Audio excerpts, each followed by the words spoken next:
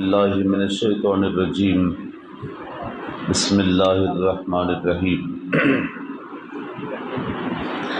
یا ایھا الذین آمنوا کتب علیکم القصاص فی القتلی الحر بالحر والعبد بالعبد والانثى بالانثى فمن عفی له من اخیہ شیء فاتباع بالمعروف واداء الیہ بإحسان ذالک تخفیف من ربکم ورحمہ فمن اعتدی بعد ذالک فلہ عذاب علیم وَلَكُمْ فِي الْقِصَاصِ حَیَاةٌ یا اُولی الْأَلْبَابِ لَعَلَّکُمْ تَتَّقُونَ آمنت باللہ صدق اللہ العظیم۔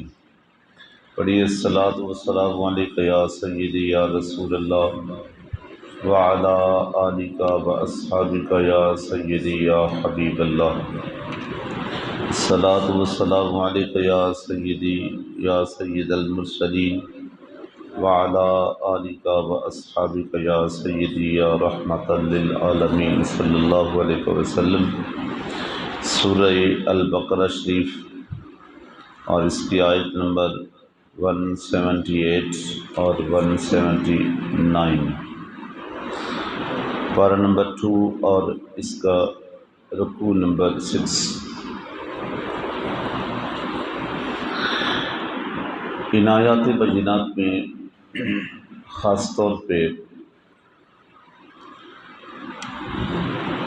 اس نظام معاشرت کے اندر عدل قائم کرنے کا اصول ذکر ہوا۔ ترجمہ سماعت فرما لیجیے۔ اے ایمان والو، تم پر فرض ہے کہ جو ناحق مارے جائیں ان کے خون کا بدلہ لو، آزاد کے بدلے آزاد اور غلام کے بدلے غلام اور عورت کے بدلے عورت۔ تو جس کے لیے اس کے بھائی کی طرف سے کچھ معافی ہوئی تو بھلائی سے تقاضا ہو اور اچھی طرح ادا، یہ تمہارے رب کی طرف سے تمہارا بوجھ ہلکا کرنا ہے، اور تم پر رحمت تو اس کے بعد جو زیادتی کرے اس کے لیے دردناک عذاب ہے، اور خون کا بدلہ لینے میں تمہاری زندگی ہے۔ اے عقل مندو کہ تم کہیں بچو۔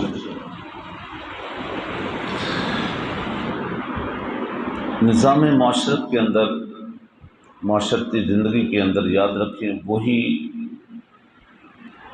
معاشرہ قائم رہ سکتا ہے جہاں پہ عدل قائم ہو، اور جس معاشرے کے اندر عدل قائم نہیں ہوتا وہ معاشرہ تباہ ہو جاتا ہے۔ قطع نظر اس سے کہ سیاست میں کون کیا کر رہا ہے، کون کیسے کرتا ہے، کون ٹھیک ہے کون غلط ہے، یہ میری بحث نہیں، لیکن ایک بات اکثر یہ سابقہ وزیر اعظم کے نام سے اکثر آپ نے سنی ہوگی کہ جو معاشرہ انصاف نہیں کرتا، جس معاشرے کے اندر طاقتور اور کمزور کے درمیان عدل نہیں کرتا، وہ معاشرہ تباہ ہو جاتا ہے۔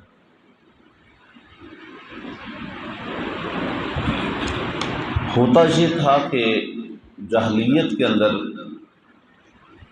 وہ جیسے کہتے ہیں نا، جس کی لاٹھی اس کی بھینس، وہاں قبائل کا ایک نظام تھا، قبیلوں کا نظام تھا۔ تو ہوتا یہ تھا کہ وہاں عدم توازن کیا تھا، عدل کا عدم توازن کیا تھا کہ اگر کوئی طاقتور قبیلہ ہوتا اور اس کے مقابلے میں کوئی کمزور قبیلہ ہوتا، پسماندہ ہوتا، تو اگر طاقتور قبیلے کی کوئی خاتون قتل ہو جاتی پسماندہ کمزور قبیلے کے کسی فرد کے ہاتھ سے، کون قتل ہوتی؟ خاتون۔ کس قبیلے کی؟ توجہ ہے، کس قبیلے کی؟ طاقتور قبیلے کی خاتون قتل ہو جاتی کسی کمزور طبقے کے فرد سے، تو وہ کیا کرتے ہیں؟ وہ کہتے ہیں کہ ہم اس عورت کے بدلے میں تمہارا مرد قتل کریں گے، اور وہ کر دیتے۔ اسی طرح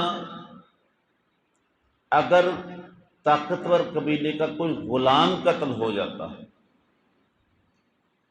تو وہ کیا کرتے؟ چونکہ طاقت ان کے پاس تھی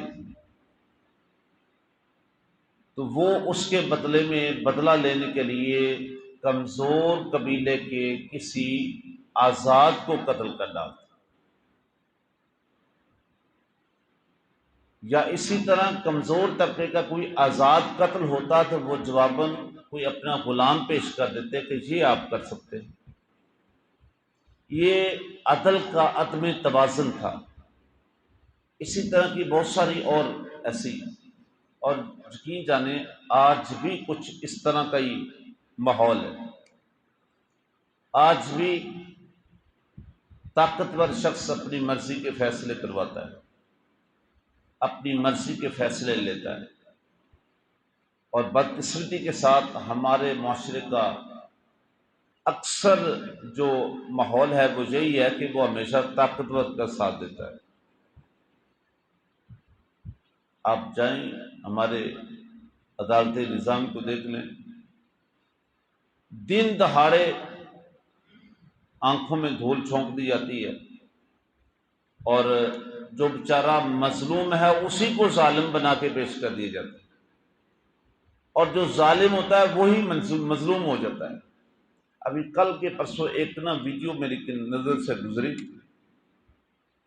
یقین جانیں یہ ہمارے معاشرے کا عدل کے عدم توازن کا اس سے بڑا ثبوت کیا ہو سکتا ہے؟ یہ چند سال پہلے غالباً یہ کے پی کے اندر ایک واقعہ ہوا تھا، اور اس کی فوٹیج اس وقت بھی آپ لوگوں نے دیکھی ہوگی، میں نے بھی دیکھی، ویڈیو بھی دیکھی، کہ ایک چوک کے اندر ایک ٹریفک وارڈن جو ہے، ٹریفک پولیس والا کھڑا تھا، ڈیوٹی دے رہا تھا، اور وہ ٹریفک کی روانی وہ جاری رکھے ہوئے تھا۔ ایک وہاں کا ایم پی اے اپنی گاڑی میں آتا ہے، اور تیز رفتار گاڑی میں اس نے اس کو ٹکر ماری، اور اس چوک کے اندر وہ شخص شہید ہو گیا، جہاں بات ہو گئی۔ یہ یاد آ گیا ہوگا بات۔ اب چونکہ وہ شخص ایم پی اے تھا، ذرا غور کریں، اس سے بڑی میں مثال کیا دے سکتا ہوں؟ وہ شخص ایم پی اے تھا، پہلی بات تو یہ ہے جب وہ تھانے میں گیا تو وہاں اس کو جیسے کوئی مہمان آ جاتا ہے تو اس کی تواضع ہوتی ہے، اس انداز میں ساری سہولتیں سب کچھ، چلیں جی وہ ہو گیا۔ لیکن افسوس اس دن ہوا کہ جس دن میں نے یہ خبر پڑھی کہ جی عدم ثبوت کی وجہ سے کوئی ثبوت نہیں ملا اس کے مارنے کا، لہذا وہ شخص بری ہو گیا، باعزت بری ہو گیا، باعزت بری ہو گیا، ثبوت نہیں ملا۔ جی اندازہ کریں، ثبوت نہیں ملا کہ اس شخص نے مارا بھی ہے۔ وجہ کیا؟ چونکہ وہ طاقتور تھا، اس نے اوپر سے نیچے تک سب کچھ خرید لی، جو گواہی دینے والے تھے وہ بھی خریدے گئے، جو وکالت کرنے والے تھے وہ بھی خریدے گئے، جو فیصلہ دینے والے تھے وہ بھی خریدے۔ جب اوپر سے نیچے تک سارے خریدے جائیں تو پھر فیصلے ایسے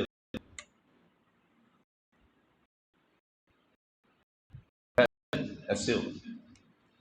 یہ عدل کا عدم توازن ہے۔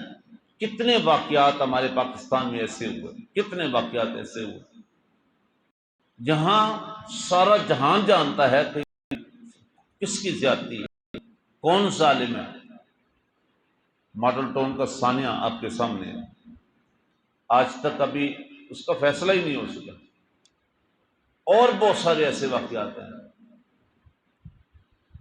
تو جس معاشرے کے اندر عدم توازن ہوتا ہے عدل کا، اس معاشرے کے اندر وہ معاشرہ تباہ ہو جاتا ہے۔ اور اس وقت کا جاہلیت کا دور بھی ایسے ہی تھا کہ وہاں عدل کا توازن نہیں تھا، جس کا زور چلتا وہی اپنی مرضی کے فیصلے کرتا تھا۔ لیکن اللہ کا قانون آ گیا، اللہ کا حکم آ گیا، اور فرمایا یا ایھا الذین آمنوا کتب علیکم القصاص، ایمان والو تم پہ قصاص فرض ہے۔ پہلی بات تو یہ ہے کہ تمہارا کوئی قتل ہو جائے تو اس کا بدلہ لینا تم پہ فرض ہے۔ اگر تم یہ نہیں کرو گے تو پھر تو قتل کرنے والا دلیر ہو جائے گا، پھر تو وہ دلیر ہو جائے گا، پھر تو ایک سے دوسرے کو مارتا پھرے گا، دوسرے کو تیسرے کو مارتا پھرے گا، دلیر ہو جائے گا۔ تو پہلی بات تو یہ اس کا بدلہ لینا، قصاص، اس قتل کے بدلے میں اسے قتل کیا جائے۔ لیکن اس قتل کے اندر، قصاص کے اندر بھی تمہارے لیے اصول بنا دیا کہ تم اس کے قصاص میں بھی تم زیادتی نہیں کرنی، تم ظالم نہ بننا۔ چند سال پہلے کی بات ہے، پیچھے جائیں، ساہیوال کے اندر ایک گاؤں ہے 103 103 چک ہے، اور وہاں ایک واقعہ ہوا۔ میرا کلاس فیل ہوئی اس وقت، وہاں پہ امام مسجد تھا، خطیب ہوئی اس گاؤں کا، اور اس نے وہ جنازے پڑھائے۔ مطلب بالکل یہ درست بات ہے جو کرنے لگا ہوں۔ ایک محمد عالم نامی وہاں کا فوجی شخص تھا، وہ اپنی ڈیوٹی پہ تھا، پیچھے اس کا بیٹا قتل ہو گیا۔ کون؟ اس کا بیٹا قتل ہو گیا۔ اب اس کا کیس چلتا رہا، لیکن اس محمد عالم نامی شخص نے واپس جا کے پوری پلاننگ کی، یا ادھر سے ڈیوٹی سے کر کے گیا، یا جو بھی ہے کر کے گیا، تو واپس جا کے اس فوجی نے، اس محمد عالم نامی شخص نے مخالف فریق جن سے وہ اس کا بیٹا قتل ہوا، اس مخالف فریق کے 13 بندے قتل کیے۔ کتنے؟ 13 لوگ نماز فجر کے ٹائم۔ اور اس میں مجھے آج تک وہ واقعہ یاد ہے کہ کئی لوگ مسجد سے نماز پڑھ کے نکل رہے تھے کہ مسجد کی دروازے کے اوپر اس نے قتل کیا، پھر ان کے گھروں میں جا گھسا، ان کے گھروں میں جو مل گیا وہ اس کو قتل، پھر ان کے ڈیرے پہ زمین پہ چلا گیا، جو ادھر ملے اس کو قتل کر۔ 13 لوگ اس نے قتل کیے، اور میرے اپنا کلاس فیلو تھا جس نے وہ جنازے پڑھا۔ اب قصاص کتنا بنتا تھا؟ 1۔ جواباً کتنے قتل کیے؟ 13۔ ایک واقعہ اور میرے قریب کا ہوا کہ ادھر ایک شخص قتل ہوا، یہ ایمن آباد کا واقعہ ہے جہاں سے میں ادھر آیا۔ 1 سال بعد، یہ پچھلا جو ماہ رمضان، یہ ماہ رمضان تو ادھر گزرا، اس سے پچھلے ماہ رمضان، اب جن کا وہ فریق قتل ہوا تھا، جواباً انہوں نے ماہ رمضان کے اندر 3 لوگ ان کے دن دیہڑے تک قتل کیے۔ اس جنازے میں خود شریک تھا۔ پھر مجھے پتہ چلا جی کہ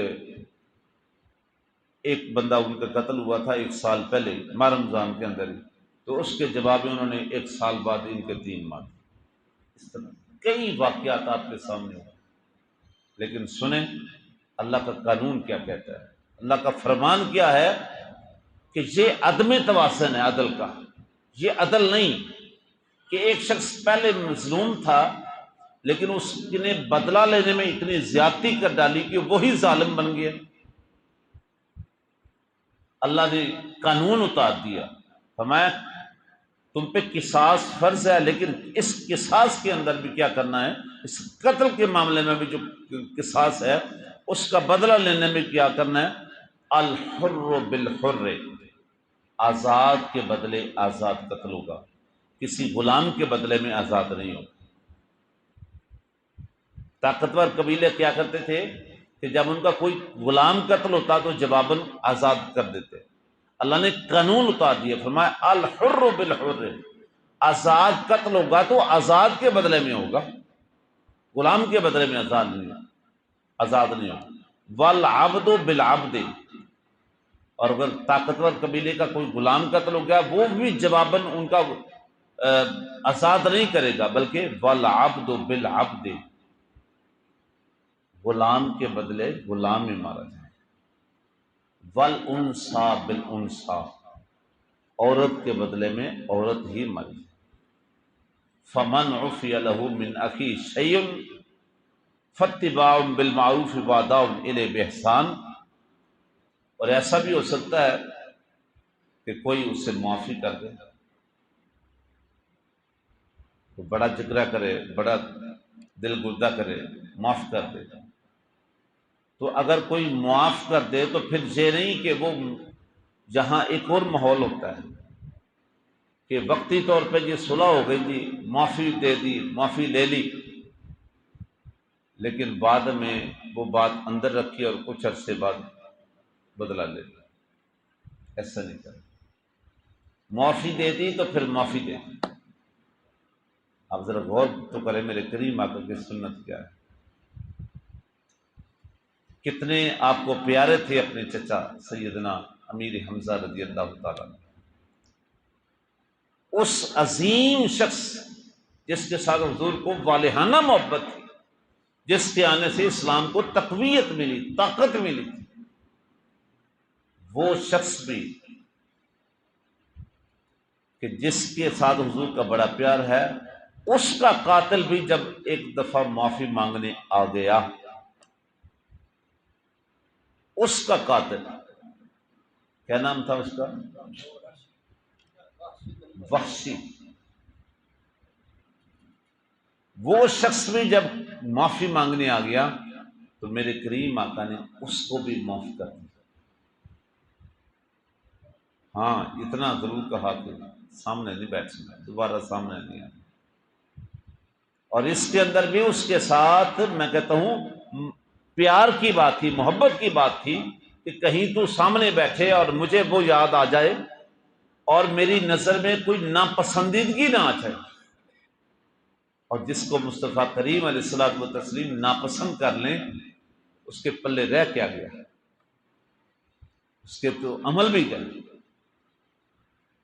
تو اس لیے یہ بھی اس کے ساتھ پیار تھا کہ کہیں تیری وجہ سے وہ یاد آئیں اور پھر تو ناپسندوں میں نہ شامل ہو جائے، اس لیے سامنے نہیں بیٹھے، یہ بھی اس کے ساتھ پیار۔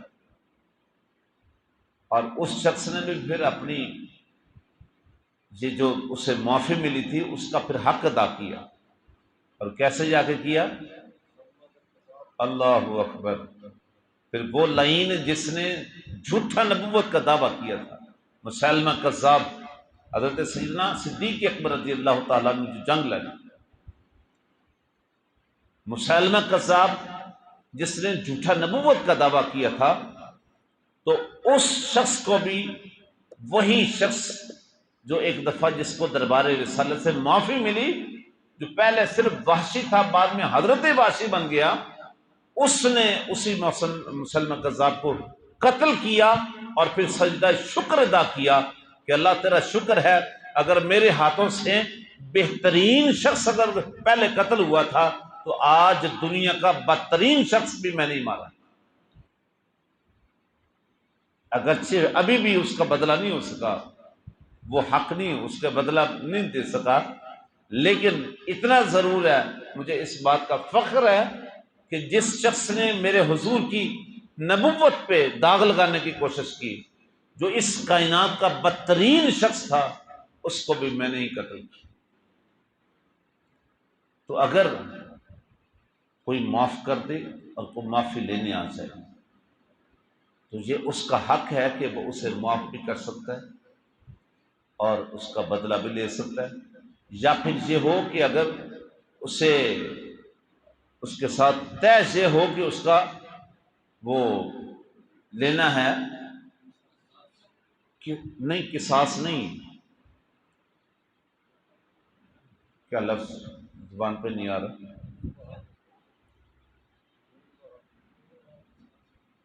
ایک ہے قصاص میں تو قتل ہو گیا نا، قتل نہیں بلکہ اس کی دیت، سوری، ہاں، اس کی دیت کے اوپر اگر اتفاق ہو جائے، دیت اگر آ، اتفاق ہو جائے اور وہ لینے پر راضی ہو جائیں تو پھر انہیں کوسا دی جائے گا، پھر اس سے تانے نہیں مارے جائیں گے جس نے جی مقتول کو بیچ دیا، قیمت لے لیجیے، پھر نہیں ہوگا۔